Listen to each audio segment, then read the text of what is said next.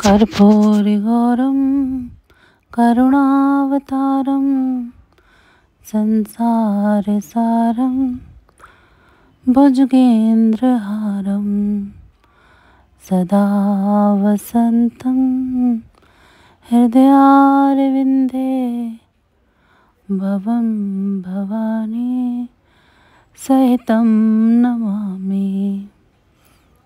हर हर महादेव। सभी को। एक नगर में एक बहुत धनवान साहूकार रहता था, जिसके घर में धन की कोई कमी नहीं थी। परंतु उसको एक बहुत बड़ा दुख था कि उसका कोई पुत्र नहीं था। वह इसी चिंता में दिन रात लगा रहता था। वह पुत्र की कामना के लिए प्रत्येक सोमवार को शिव जी का व्रत और पूजन किया करता था तथा सायंकाल को शिव मंदिर में जाकर शिव जी के सामने दीपक जलाया करता था।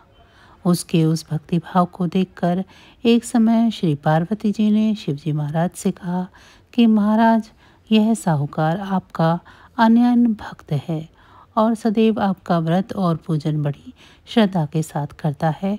इसकी मनोकामना पूर्ण करनी चाहिए। शिव जी ने कहा, हे पार्वती, यह संसार कर्म क्षेत्र है। जैसे किसान खेत में जैसा बीज बोता है वैसा ही फल काटता है, उसी तरह इस संसार में जैसा कर्म करते हैं वैसा ही फल भोगते हैं। पार्वती जी ने अत्यंत आग्रह से कहा, महाराज, जब यह आपका अत्यंत भक्त है और इसको किसी प्रकार का कोई दुख है तो उसको आपको अवश्य ही दूर करना चाहिए, क्योंकि आप सदैव अपने भक्तों पर दयालु होते हैं और उनके दुखों को दूर करते हैं। यदि आप ऐसा नहीं करोगे तो मनुष्य आपकी सेवा तथा व्रत क्यों करेंगे। पार्वती जी का ऐसा आग्रह देख शिव जी महाराज कहने लगे, हे पार्वती, इसका कोई पुत्र नहीं है। इसी चिंता में यह अति दुखी रहता है। इसके भाग्य में पुत्र न होने पर भी मैं इसको पुत्र की प्राप्ति का वर देता हूँ, परंतु यह पुत्र केवल 12 वर्ष तक ही जीवित रहेगा। इसके पश्चात वह मृत्यु को प्राप्त हो जाएगा। इससे अधिक मैं और कुछ इसके लिए नहीं कर सकता। यह सब बातें साहूकार सुन रहा था। इससे उसको ना तो कुछ प्रसन्नता हुई और ना ही कुछ दुख हुआ। वह पहले की जैसा ही शिवजी महाराज का व्रत और पूजन करता रहा। कुछ काल व्यतीत हो जाने पर साहूकार की स्त्री गर्भवती हुई और 10वें महीने में उसके गर्भ से अति सुंदर पुत्र की प्राप्ति हुई। साहूकार के घर में बहुत खुशियां मनाई गई, परंतु साहूकार ने उसकी केवल 12 वर्ष की आयु जानकर अधिक प्रसन्नता प्रकट नहीं की और ना ही किसी को भेद ही बताया। जब वह बालक 11 वर्ष का हो गया तो उस बालक की माता ने उसके पिता से विवाह आदि के लिए कहा, तो वह साहूकार कहने लगा कि अभी मैं इसका विवाह नहीं करूँगा, अपने पुत्र को काशी जी पढ़ने के लिए भेजूँगा।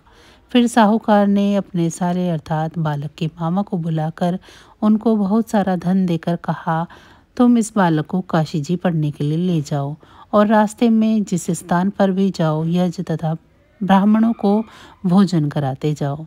वह मामा भांजे दोनों यज्ञ करते और ब्राह्मणों को भोजन कराते जा रहे थे। रास्ते में उनको एक शहर पड़ा। उस शहर में राजा की कन्या का विवाह था और दूसरे राजा का लड़का जो विवाह कराने के लिए बारात लेकर आया था वह एक आंख से काना था। उसके पिता को इस बात की बड़ी चिंता थी कि कहीं वर को देखकर कन्या के माता पिता विवाह में किसी प्रकार की अड़चन न पैदा कर दें। इस कारण जब उसने अति सुंदर सेठ के लड़के को देखा तो मन में विचार किया, क्यों ना दरवाजे के समय इस लड़के को ही वर का काम करा लिया जाए। ऐसा विचार कर वर के पिता ने उस लड़के और मामा से बात की तो वे राजी हो गए। फिर उस लड़के को वर के कपड़े पहना तथा घोड़ी पर चढ़ा दरवाजे पर ले गए और सब कार्य प्रसन्नतापूर्वक पूर्ण हो गया। फिर वर के पिता ने सोचा कि यदि विवाह कार्य भी इसी लड़के से करा लिया जाए तो क्या बुराई है।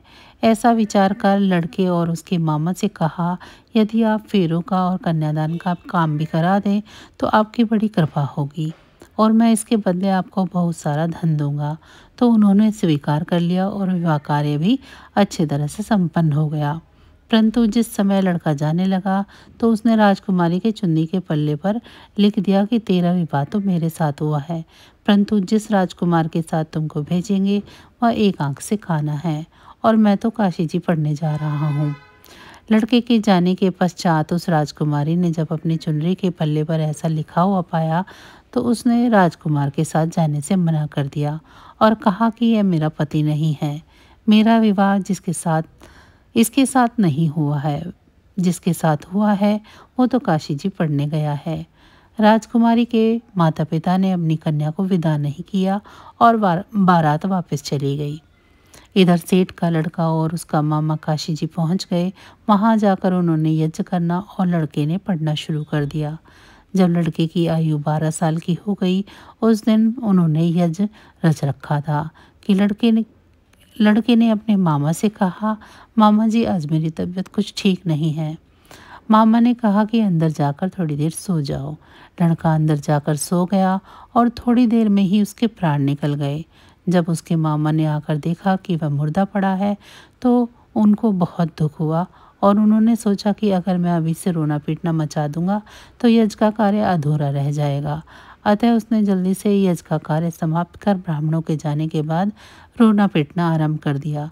संयोगवश उसी समय शिव पार्वती उधर से जा रहे थे। जब उन्होंने जोर जोर से रोने की आवाज़ सुनी तो पार्वती जी कहने लगी कि महाराज कोई दुखियार हो रहा है, इसके कष्ट को दूर कीजिए। जब शिव पार्वती ने पास जाकर देखा तो वहाँ एक लड़का मुर्दा पड़ा था। पार्वती जी कहने लगी, महाराज यह तो उसी सेठ का लड़का है जो आपके वरदान से हुआ था। शिव जी कहने लगे, हे पार्वती, इस बालक की इतनी ही आयु थी सो भोग चुका। तब पार्वती जी ने कहा कि इसे और आयु दो, नहीं तो इसके पिता माता तड़प तड़प कर मर जाएंगे। पार्वती जी के बार बार आग्रह करने पर शिवजी ने उसको जीवन वरदान दे दिया। शिवजी महाराज की कृपा से लड़का जीवित हो गया और शिवजी और पार्वती जी कैलाश को चले गए। तब वह लड़का और मामा उसी प्रकार यज्ञ करते तथा ब्राह्मणों को भोजन कराते हुए अपने घर की ओर चल पड़े। रास्ते में उसी शहर में आए जहाँ उस लड़के का विवाह हुआ था। वहाँ पर आकर उन्होंने यज्ञ करना आरंभ कर दिया तो उस लड़के के ससुर ने उनको पहचान लिया और अपने महल में ले जाकर बड़ी खातिर के साथ उनका स्वागत किया और आदरपूर्वक अपनी लड़की और जमाई को विदा किया। जब वह अपने शहर के निकट आए तो मामा ने कहा कि मैं पहले तुम्हारे घर जाकर पता कर आता हूँ। जब उस लड़के का मामा घर पहुंचा तो लड़के के माता पिता घर की छत पर बैठे हुए थे और यह प्रण कर रखा था कि यदि हमारा पुत्र सकुशल लौट आया तो हम राजी खुशी नीचे आ जाएंगे, नहीं तो छत से गिरकर अपने प्राण खो देंगे। इतने में उस लड़के के मामा ने आकर यह समाचार दिया कि आपका पुत्र आ गया है तो उनको विश्वास नहीं आया। तब उसके मामा ने शपथपूर्वक कहा कि आपका पुत्र अपनी स्त्री के साथ बहुत सारा धन लेकर आया है। तो सेठ ने आनंद के साथ उसका स्वागत किया और बड़ी प्रसन्नता के साथ रहने लगे। इसी प्रकार जो कोई भी सोमवार के व्रत को धारण करता है अथवा इसकी कथा को पढ़ता या सुनता है उसकी समस्त मनोकामनाएं पूरी होती हैं। तो बस आज की जानकारी इतनी ही थी। फिर मिलेंगे हम आपको ऐसी ही किसी अन्य जानकारी के साथ अगली वीडियो में। तब तक अगर आपको मेरी ये जानकारी अच्छी लगी है तो वीडियो को लाइक करें। चैनल को अभी तक सब्सक्राइब नहीं किया है तो चैनल को सब्सक्राइब कर लें।